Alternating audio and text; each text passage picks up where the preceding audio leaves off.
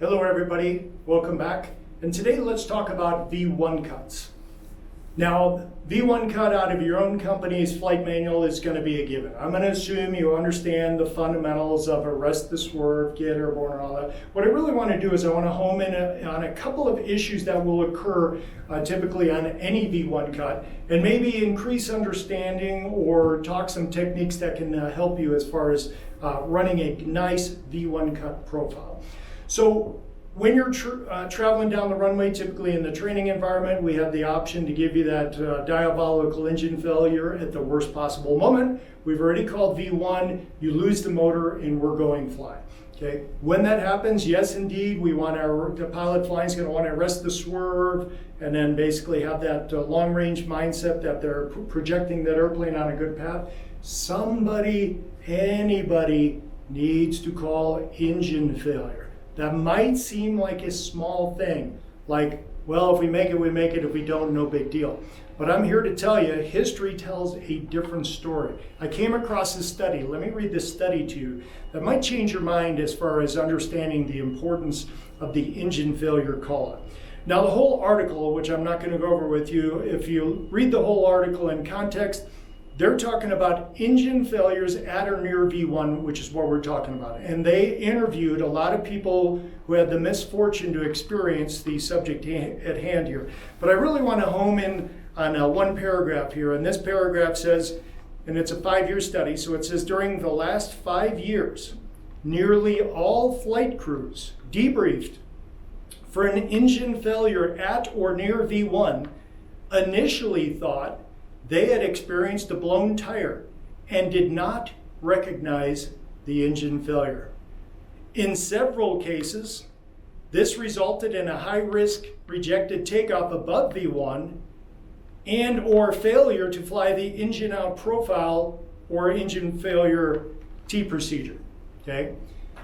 So now you have to ask yourself, all right, we have a study, 5 years of data. In 5 years of all the people who have encountered what we're talking about here today, nearly all of them thought they blew a tire. Now, why would nearly all pilots who encountered this think they blew a tire? Because I would argue we don't have blowing tires in the takeoff phase in our background, right? It's not like in my history of flying airplanes, I've encountered this multiple times where I can say, oh yeah, I remember what the sound is, or I remember what the feeling was, or anything like that. Generally speaking, very, very few people have encountered blowing a tire during the takeoff roll. Yet the majority of pilots who encountered losing an engine at or near V1 thought they blew a tire. So the thinking person's going to say, now why would that be the case? And that case would be because engines at high takeoff power, whether that be toga thrust or flex thrust, engines at such high power settings don't just go silently into the night, right?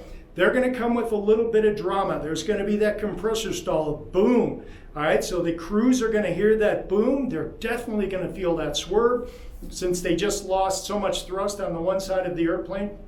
And this is what is causing crews to believe they've blown a tire. They hear the boom, they feel the swerve, mentally they're thinking we've lost a tire when they haven't lost a tire. And now we have a considerable problem on our hands.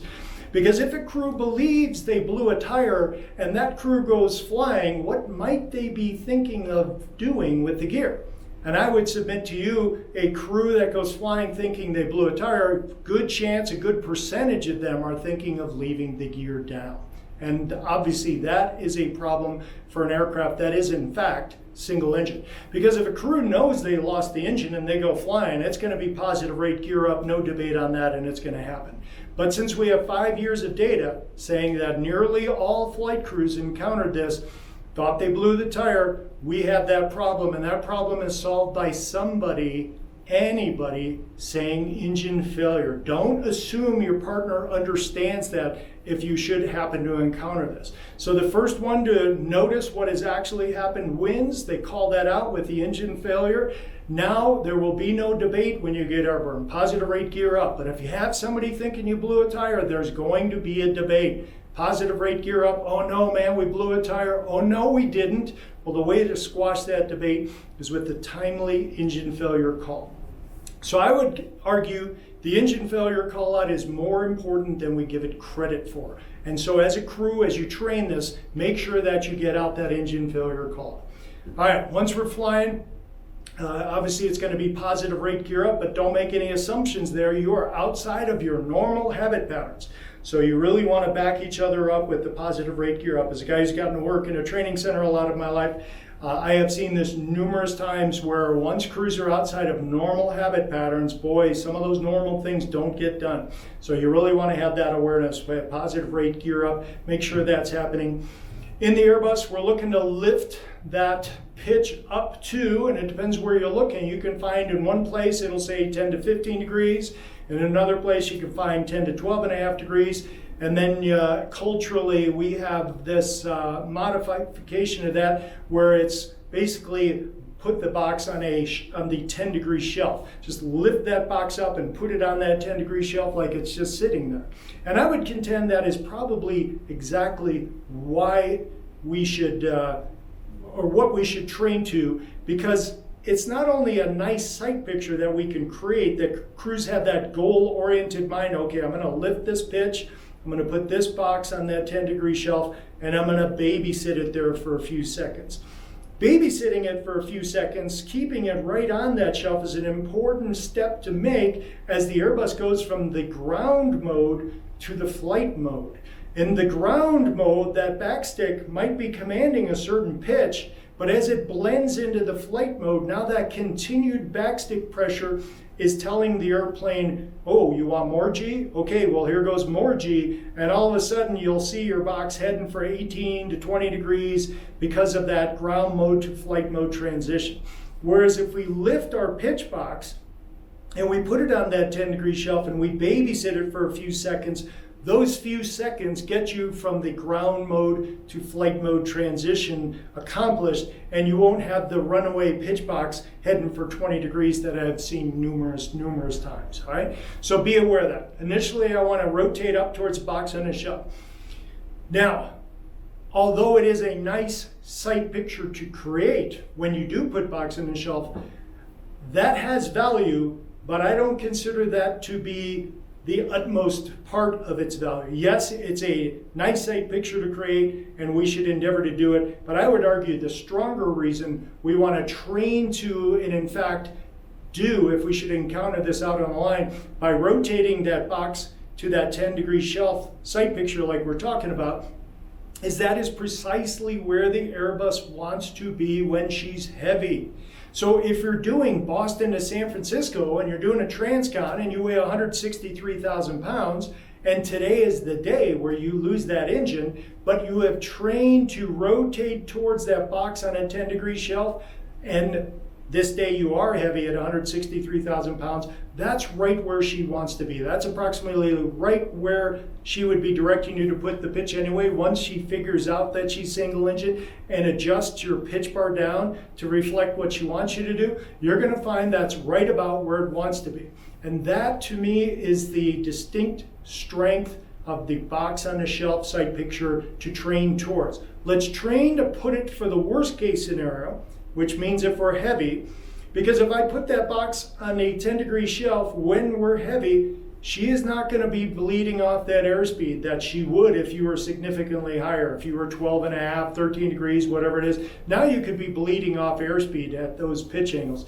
But if you put it at the heavy pitch angle, all right, when she's heavy, she wants to be right about that box on that 10 degree shelf. Now you're covering yourself and you're not going to get slow. If you happen to be lighter than heavy and you still put the box on the 10 degree shelf, now what's going to happen? Well, now very gradually, she's going to end up in 1 knot fast, few potatoes later, 2 knots fast, and eventually maybe 3 knots fast. Do I mind being 2 or 3 knots fast if I just lost my motor at the worst possible moment and I'm going flying and I'm just trying to get my act in a row here as far as good stick and rudder? I don't mind being 2 or 3 knots fast at all. But the great sin is to get slow. And that's where the real strength of box on a shelf comes from. It covers your butt when you're heavy. If you're lighter than heavy, money in the bank, and I'm not really putting myself in any sort of bad situation by doing it. I might be 2 or 3 knots fast, but at least I'm not slow. So that would be my argument as to why we should train to put in that box in that sight picture, because that is right where she wants to be when you're heavy. All right? So anyway, once we get that box up into that sight picture, I like to think of it early on. My scan is as simple as that pitch box and my beta target. I'm going to feed in my rudder, whichever side the displacement is. So if the trapezoid is displaced to the left of the triangle in the beta target presentation, I want to be stepping on the left rudder to push it back underneath it. Because I distinctly want to give myself a nicely pyramided out beta target, because when I'm doing that, it's not that I don't have any slip. I'm single engine. I have some slip going on here, but it is optimum slip. It's what the engineers have computed to be the optimum way to fly the Airbus. So we want to get that nice blue beta target pyramid looking all pyramided up perfectly, so that we're doing a good job giving ourselves optimum slip, which is another way of saying minimum drag, which is another way of saying optimum climb. So we get all that goodness by flying that good beta target. So you want to muscle your way to that, and honestly, because I have all or almost all of the thrust on one engine, it's going to take all or almost all, and it's usually almost all. I usually have about 1 inch to spare, but it's going to take almost all of the rudder to compensate, since now you only have that one engine. Well, that's not a natural act in an airliner. We don't often go almost all of the rudder. But today, when you lose that engine, that's about exactly what she's going to take, almost all of your rudder, to push that nice beta target into position when you're at that high takeoff thrust setting. So just be forewarned and be ready to go there. You know, I like to liken it to people who play trombone. When these people play trombone, it's like magic. They can go from this position, they can go from a B to a G sharp. Well, how do they know how to get that happy note that they're looking for? It's that muscle memory. They know that their muscle memory tells them a B is located around here, a G sharp is located over here, and they can duplicate that. Well, while you're working on it in the training environment, doing multiple V1 evolutions where you're losing that engine at their worst possible moment, start developing that muscle memory. Okay, to get that good beta target takes about this much displacement. And if you start putting that into your database, what do you know? You'll start doing some really good V1 cuts, because you have an idea of exactly how much rudder it takes to make that beta target happy. All right? So we'll get that beta target suitcased up with some good rudder inputs there. Once you've got that, go working on the trim.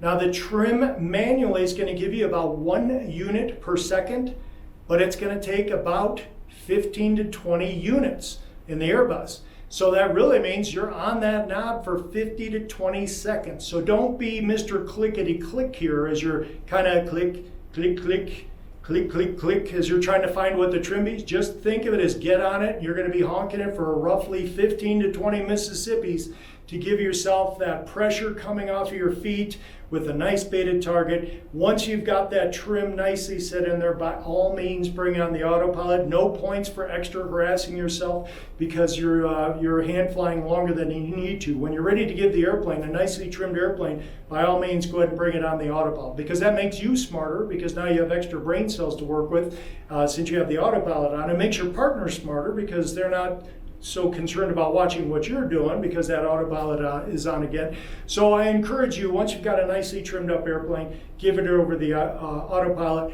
and then you're in a better position as a crew. Then you're going to be climbing out to that engine out acceleration altitude. And some people have some misconceptions as far as what happens at engine out acceleration altitude, because we type it in the box.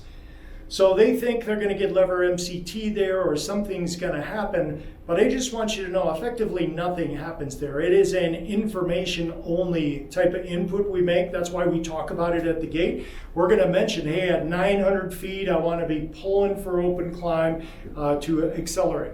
So that's really what's happening. You're going to accelerate at your engine out acceleration altitude, which really means your airplane's going to come out of the takeoff phase and flatten out and go into the climb phase and accelerate to a speed that we're going to climb out at, typically green dot, before she starts climbing up again.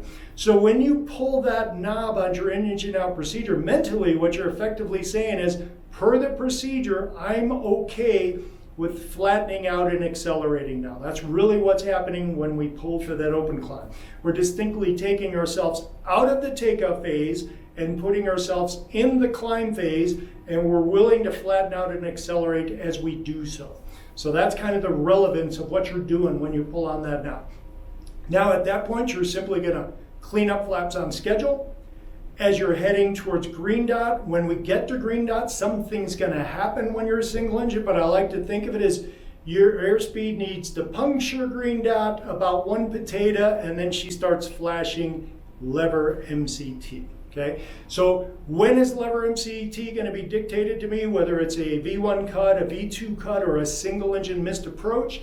The answer to that is once we puncture green dot, we can expect to shortly thereafter be looking at a flashing MCT. I only mention that because I'll see people do it early because they think they missed it. Well, we haven't even gotten a green dot yet. So just understand, puncturing green dot is the trigger that will give you the lever MCT FMA, and at that point we're going to honor it. Now, if you're already in toga, when it flashes lever MCT, then you simply bring it back a notch, because bringing it back a notch is the MCT detent. But when you take off and flex, which we do 90-something% of the time, now the thinking person is going to say, it's flashing lever MCT at me, I'm already in the flex MCT detent, what does it want? Well, because it's a shared detent, we can have two modes going on in that detent. And if you look at your FMA right now, you're going to see that you're still in the flex from your takeoff, but we want to visit the MCT mode that is also in that detent. So the way we effectively do that is as we're climbing out, as we've got all this going on, we've got the flaps up on schedule, we puncture green dot, she's flashing lever MCT at me.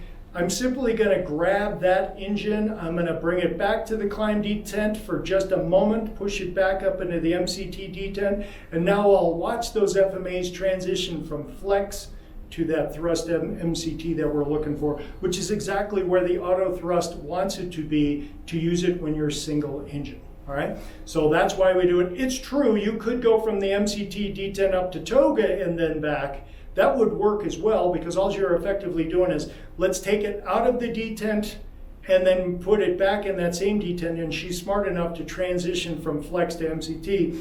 But it's a better airmanship, more predictable. It's not really that big a deal, but it's the way we like to train it is you're going to bring it back to the climb detent, then put it in the MCT detent for her to switch from one mode to the other, and we're in a happy place.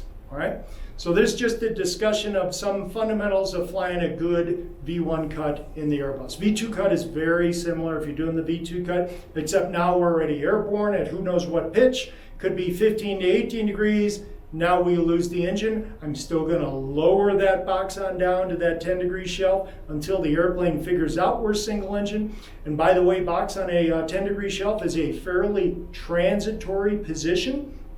I'm not going to go box on the shelf and stay there for a long period of time.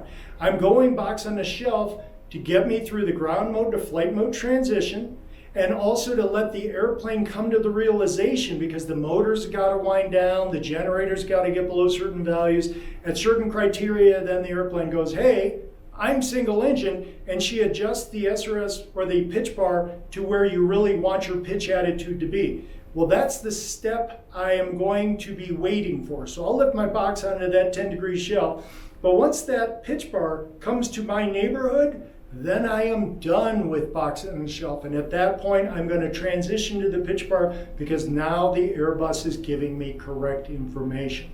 Similarly, when you're doing your single engine missed approach, and I hit that toga for going missed, I do not care about box on a 10-degree shelf anymore, because the airplane already knows. She knows she's single engine. When you hit toga, you'll see that SRS pitch bar go up to a value. You can rotate with confidence to it, because that is a good single engine pitch attitude that she's giving you. All right, I hope all of that helps. Please put any comments down in the bottom, and I hope to see you next time. Thank you.